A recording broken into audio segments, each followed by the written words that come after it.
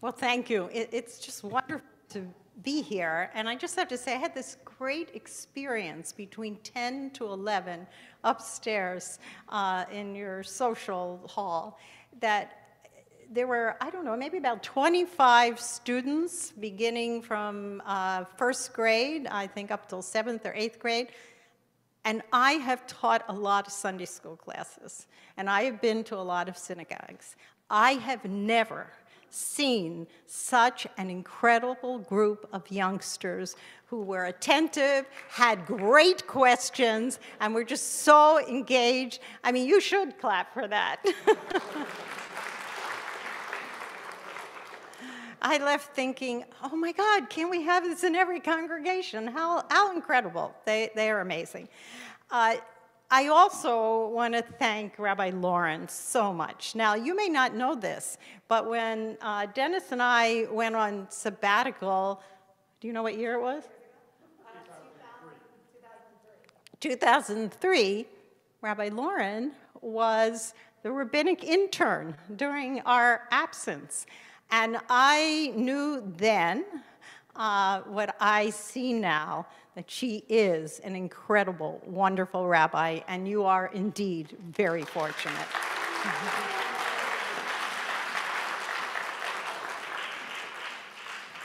I mean, this incredible celebration of 100 years of bat mitzvah is really a credit and a tribute to your congregation and to your rabbi.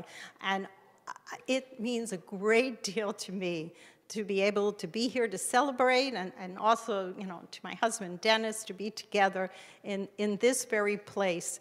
In 1974, when I was ordained from the Reconstruction Rabbinical College, I first worked upstairs, which was then the Reconstructionist Federation of Congregations, the Chava wrote. I collated all the magazines. It was not the most exciting job, but I also was rabbi of the Manhattan Reconstructionist cover-off for some of you remember, oh yes, for 3 years. And then Dennis and I went to Indianapolis to Congregation Beth El Zedek, where the first rabbi was Rabbi Milton Steinberg. So it has a long history of connection to Reconstructionism. We have been there. I worked there for 36 years with Dennis, and then Dennis is continuing rabbi there. I think you're in your 42nd year. See, I lost count. So we've had a long history there and very connected to this movement. So it's great to be here. So this week's Torah portion tells us about the various sacrifices that were offered at the temple, the sin offering, the guilt offering, the thanksgiving offering. And later, the rabbis would teach that in messianic times, when the world would be perfected and there would be no more war and no more hunger and no more illness and nothing to ask for, there wouldn't be any need for any of these offerings and prayers except one, except for the prayer of thanksgiving. And today is indeed a moment of thanksgiving, a moment of Shehechianu.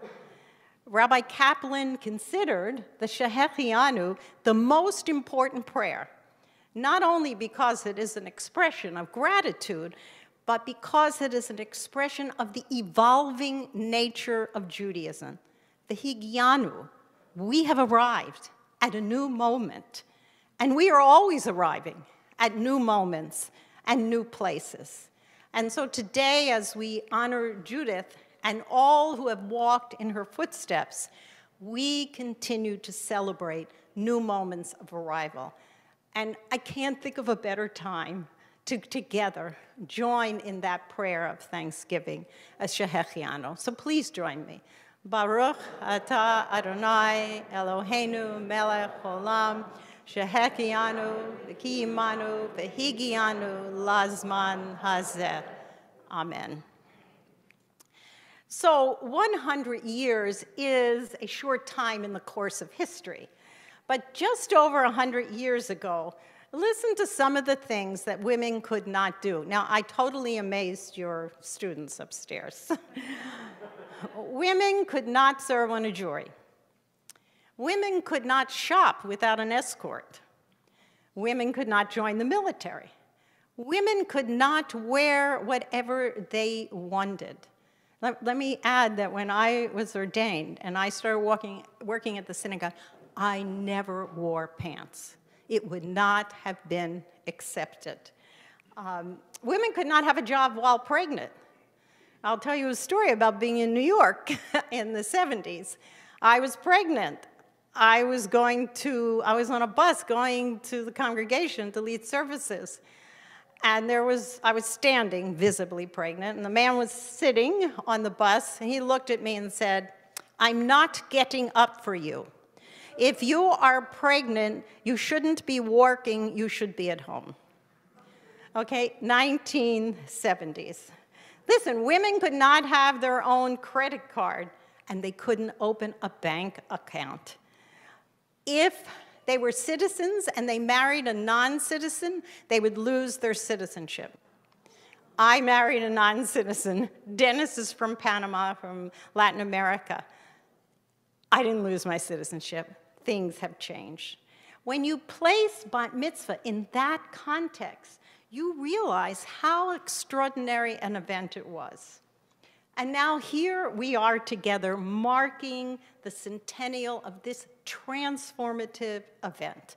Now we all know that Judith tried to minimize her accomplishment. How many times have we heard her words, "No thunder sounded, no lightning struck"?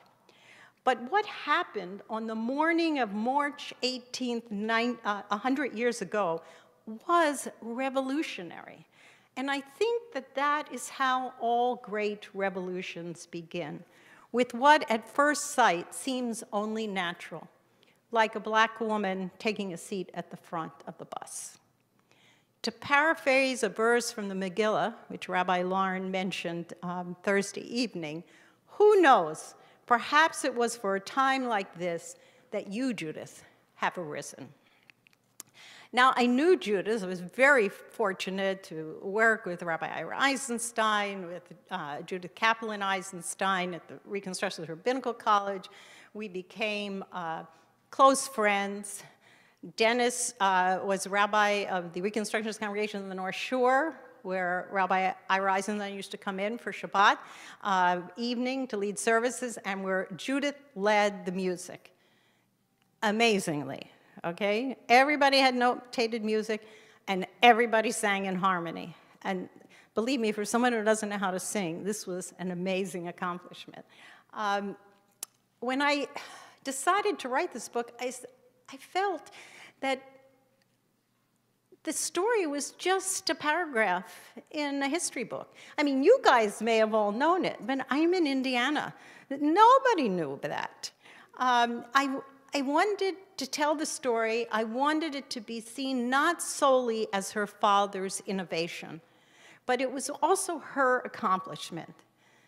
How easy it is for us to forget how difficult it was and how extraordinary and how lonely it had to be to take those first steps. And how important it is for us to remember and to retell stories and honor the struggle and not to take it for granted. When I was upstairs, I showed and left the book about Rabbi Regina Jonas that I wrote. And one of the students said, "How come we never knew her story?" We never knew her story because no one was willing to tell it. And there were famous people who knew it. She worked in Terezin with Rabbi Leo Beck and with Viktor Frankl. She was murdered in Auschwitz. Nobody told her story. It wasn't until after the Berlin Wall fell that a Protestant minister found her papers, a female Protestant minister, and the story started to be told. We need to tell these stories that have been hidden and secret for far too long.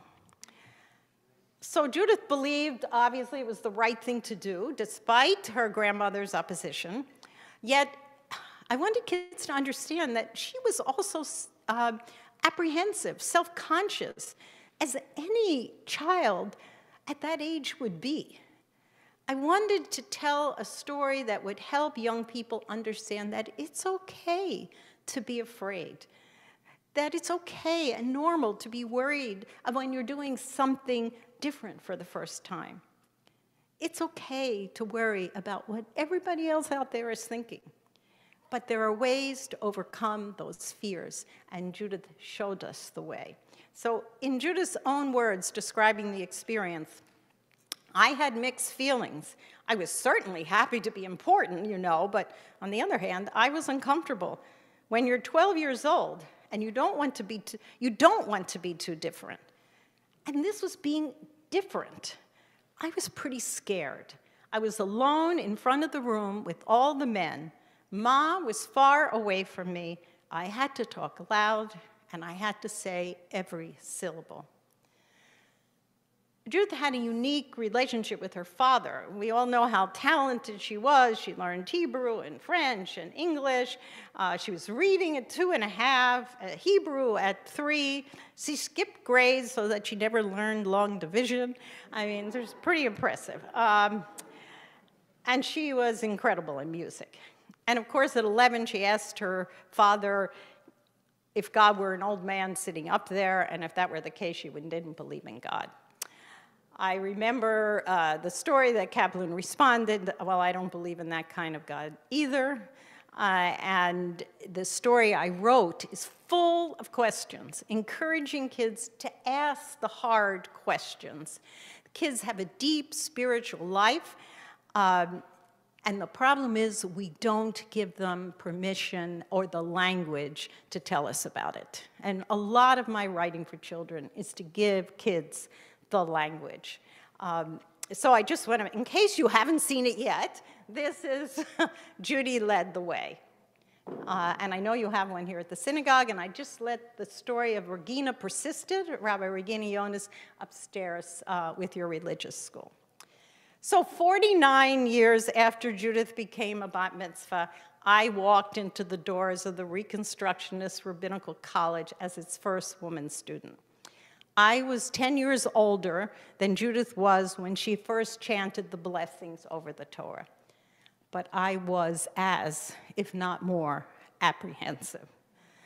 I was, in many ways, like most 22-year-olds at the time. I had long, straight hair, and I had a guitar in my bedroom, even though I only played 3 chords. My grandparents did not object, at least not out loud, but a woman reading a newspaper about me in my first year sent me a letter. I want to share a part of it with you. This little note comes to let you know that I read the caption in the paper, and I was never so unhappy for such a long time. My first reaction was, she must be nuts. So I am hoping that you will do a very great deal of studying, and somewhere along the line, you will decide that you are pursuing the wrong goal. And you might back up and end up on the right track after all. Ordinarily, I would sign off by wishing much success, but this time I will refrain. In fact, I hope you do not become a rabbi for my sake, for your sake, and for Judaism's sake. July 28th, 1970. That was just one expression of how much opposition there was out there. Just a few weeks before my ordination in 1974, I gave a talk on Jewish feminism and the need for change at a local Philadelphia congregation. The rabbi got up, thanked me for my visit, and added, "When you grow up, you will change your mind." Thank you for coming. When I began my rabbinical studies, there was not one single book about women and Judaism. Nothing. I went looking because I had to give talks. I said, well, let me go research this. There's nothing to research. So I decided maybe I should write a dissertation about women in Judaism. I was discouraged. I was told, don't write about women, write about something important. I regret to say I listened. I mean, it was enough. breaking barriers, that was enough. So a strong wave of feminism, secular feminism, was emerging in the 1970s. Remember, some of you, Ms. Magazine? Most of the writers were Jewish, never wrote about religion. They had, in some ways, rejected religion as patriarchal and unredeemable.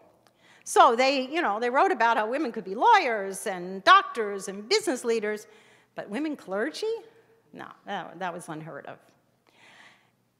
In rabbinical seminary, it wasn't just that no one was answering the questions I had. The fact was that nobody was asking them. It was lonely. At the beginning, I believed my being a woman simply didn't matter. I just wanted to be a rabbi. But soon I discovered that being a woman was not the only point, but neither was it beside the point. And you have certainly seen that with what women have brought to enhance Jewish tradition. I had the opportunity of being the keynote speaker at the 70th anniversary of Judith's becoming a bat mitzvah. That was in 1992. And I just want to share a little piece of what I said then. Over 2,000 years ago, tradition tells us that over 70 men cloistered in separate rooms wrote the Greek Septuagint, the first translation of the Bible. Today, meaning that day in 1992, women joined to speak out together to honor and celebrate with Judith, the first bat mitzvah. Over 2,000 years ago, 70 men wrote a translation out of their experience, which influenced generations of those who read the Bible. We must dare imagine what the gathering of 70 women who seek to translate our sacred narrative out of our experience will mean for generations yet to come. From ritual to life cycle, from liturgy to theology, from history to biblical interpretation, to new styles of leadership, the landscape of Jewish life has changed. Mordecai Kaplan had always written about the evolving tradition and reconstructing rituals in ways that were tied to the past, even as they spoke to the present, that were personally rewarding and communally connected. He proposed a Judaism that was intellectually coherent, morally compelling, and aesthetically pleasing. With Judith's bat mitzvah, that ideology became a reality. So 100 years ago, we struggled with how to break free from the bonds of tradition that held us so tightly that we could barely breathe. And with a measure of humility and a degree of audacity, we poured our souls into the crucible of time and affixed our name to the holy narrative of our people. It has been a long journey. I recall at one of the first Jewish feminist conferences, so you may not know this, do you realize that one of the first Jewish feminist conferences was the McAlpin Hotel? Anybody know what happened at the McAlpin Hotel? It is where Mordecai Kaplan was excommunicated and his prayer book burned. The first Reconstructionist prayer. And then, look, you never know. Here was the hotel being the site for the first Jewish feminist conference. So at this feminist conference here in New York, a well-known Jewish feminist remarked, "If they won't give us a seat at tradition's table, we will set our own table." I didn't agree. I responded, "What we need to do is pull up a chair to tradition's table and help reset it." Our goal was to make what was once alternative tradition, and so it has been. I recall when prayer books began adding gender-inclusive language. Some of you may know this. The prayer books included two versions of the same prayer on the page. One was alternative. The other was tradition. I remember remember saying, you can't do that. As long as you call egalitarian prayer alternative, it will always be other. It will not be tradition. Once, Dennis and I, when we were on sabbatical, conducted a Seder in Milan. I suggested that to the people organizing it that we put a Miriam's cup on the Seder table. One of the organizers objected. She said, we don't want any of those feminist rituals here. So I said, oh, no problem. This is not feminist. This is an American custom. And she says, okay, then, it sounds great. Depends how you express it, right? So now Miriam's cup, it's a tradition. So one year I introduced the custom of putting an orange on the Seder plate, to my community. Just before Passover, I received a call from a Jewish owner of a local grocery store who really stocked up for Passover. And he says, I'm running short on oranges. I don't recall that being part of the traditional Seder. I smiled. Now it is. So much has changed. Our table is large enough for all of us to pull up a chair. An Indiana folk singer, Carrie Newcomer, with whom I have collaborated and whom I hope you will open up and listen to. She's amazing. She says all this best in one of her songs. Let our hearts not be hardened to those living on the margins. There is room at the table for everyone. This is where it all begins. This is how we gather in. There is room at the table for everyone. No matter who you are, no matter where you're from, there is room at the table for everyone. There is enough if we share. Come on, pull up a chair. There is room at the table for everyone. Judith's bat mitzvah was where it all began. The message contained in the words that she spoke in 1992 to our daughter Debbie, as she became a bat mitzvah, still animates us. I recall Judith standing on the bima, facing Debbie, and saying with a smile, Debbie, today you are the youngest bat mitzvah, and I am the oldest. Remember this, she added.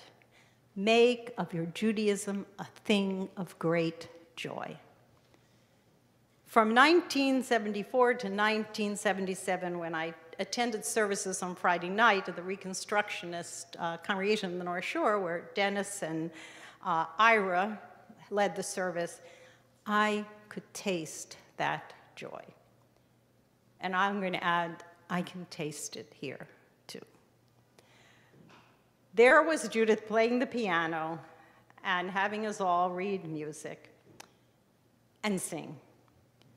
And so it is my wish that the joy she radiated continue to sustain and bind us and play music in our souls during these hard and dark times.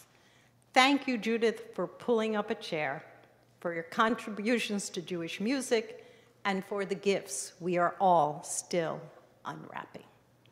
Thank you very much.